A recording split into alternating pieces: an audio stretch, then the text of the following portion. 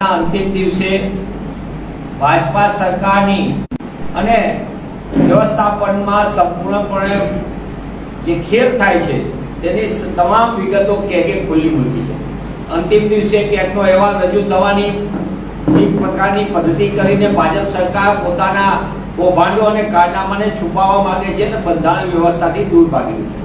કેગના નામે ગુમરાહ કરનાર ભાજપા સરકાર પોતાના રાજ્યોની અંદર અને કેન્દ્ર સરકારમાં પણ કેગની ભલામણોને અને કેગ દ્વારા ઉજાગર થયેલી વાતોને સંપૂર્ણપણે અવગણના કરે છે. ગઈકાલે વિધાનસભામાં રજૂ થયા કેગના અહેવાલ મુજબ ગુજરાતની ભાજપ સરકારની ગેરવ્યવહાર અને નાણાકીય વ્યવસ્થાપનના અભાવના કારણે ગુજરાતીઓ પર 3.80 લાખ કરોડનું માતબર દેવું અધધધ દેવું આપણી ઉપર થોપી દેવામાં આવ્યું. ગત વર્ષે જે દેવોની રકમ હતી એમાં પણ 22,000 કરોડનો ઉમેરો થયો. રાજ્ય સરકારની બજાર લોન 3.11 લાખ કરોડ જેટલી માતબર છે. અને આ જે કેગે રજૂ કર્યું એ ગત વર્ષના નાણાકીય એટલે નવું દેવું તો આના કરતા પણ એટલે કે 4.25 લાખ કરોડ આસપાસનું દેવું, એટલે કે જન્મ લેતો દરેક ગુજરાતી બાળક ગુજરાતની ધરતી પર પગ મૂકે એટલે 61,000 જેટલા માતબર દેવા સાથે જન્મ લે છે. એક તરફ મોટા ઉપાડે વારંવાર કેન્દ્રમાં જ્યારે મોદી સરકાર 2014ની ચૂંટણી સમયે બૂમો પાડતી હતી ગુજરાતને અન્યાય, પણ કેન્દ્ર સરકાર દ્વારા છેલ્લા 11 વર્ષમાં ભાજપાના કેન્દ્રમાં પણ ભાજપ સરકાર, ગુજરાતમાં પણ ભાજપ સરકાર અને તેના છતાં આદિજાતિની પુરસ્કૃત યોજનાઓની અંદર ગુજરાતને સતત અન્યાય થયો છે. અનુસૂચિત જાતિની સ્કોલરશીપ હોય, અનુસૂચિત જનજાતિની સ્કોલરશીપ હોય અને અન્ય બાહ્ય માર્ગની વિકાસ યોજના હોય તેના પણ નાણાં આપવામાં ગુજરાતને અન્યાય થયો છે. ગત વર્ષની સરખામણી કરતા 250 કરોડ એટલે 225 કરોડ કરતા પણ વધુની આવક આપણને ઓછી આપવામાં આવ્યા છે. કેન્દ્રીય પુરસ્કૃત યોજનાઓના નાણાં જે મળવા જોઈએ તેના કરતાં સૌથી મોટી વાત ગુજરાતના 10 જેટલા વધુ શહેરોમાં એરનું પ્રદૂષણ અટકે અને એર ક્વોલિટી ઇન્ડેક્સ સુધરે તેના માટેના નાણાંની પણ રકમનો પૂરતો ઉપયોગ થયો નથી. એટલે કે શહેરી નાગરિકો સાથે પણ ન્યાય અને સાથે સાથે ગ્રામીણ વિકાસની યોજનાઓમાં પણ નાણાંની કટોતી કરીને ગુજરાતને મોટા પાયે અન્યાય થયો છે. સાથોસાથ ગુજરાતનું ચોથા રાજ્યનું નાણાં પંચનો આજ દિન સુધી જે કમિશનનો અંતિમ અહેવાલ હોય એ પણ અહેવાલ ન રજૂ કરીને ગુજરાતને મોટું આર્થિક નુકસાન ભાજપ શાસનમાં થયું છે. ત્યારે મારી આપના માધ્યમથી સીધી માંગ છે કે કરોડો રૂપિયા કેન્દ્ર સરકાર તરફથી ગુજરાતને ન મળ્યા એનો અન્યાય, રાજ્યની અંદર જે નાણાં હતા એનું યોગ્ય વ્યવસ્થાપનના અભાવના કારણે ગુજરાતીઓને અન્યાય અને સાથે સાથે ગુજરાતને શિક્ષણ, આરોગ્ય સહિત અનેક યોજનામાં નાણાં ન મળવાના કારણે પણ ગુજરાતને મોટું નુકસાન થયું છે. ગુજરાતની અંદર આવેલા 63 જેટલા જાહેર સાહસોની અંદર પણ જે રોકાણો એમાંથી માત્ર 6 સાહસો છે એને એનું વળતર આવ્યું.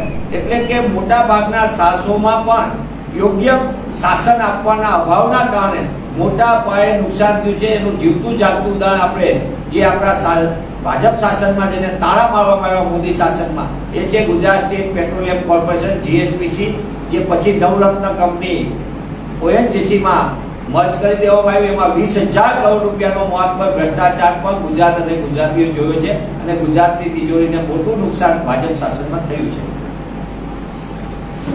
જિલ્લામાં one district one cricket association નથી બનાવી છે.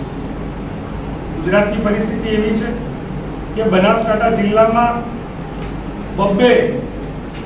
બબ્બે ક્રિકેટ એસોસિએશન છે. ક્રિકેટરો દુવિધામાં છે કે અમારે સિલેક્શન પ્રોસેસ માટે કયા ક્રિકેટ એસોસિએશનમાં જવું. શશિકાંતભાઈ પંડ્યા, પૂર્વ ધારાસભ્ય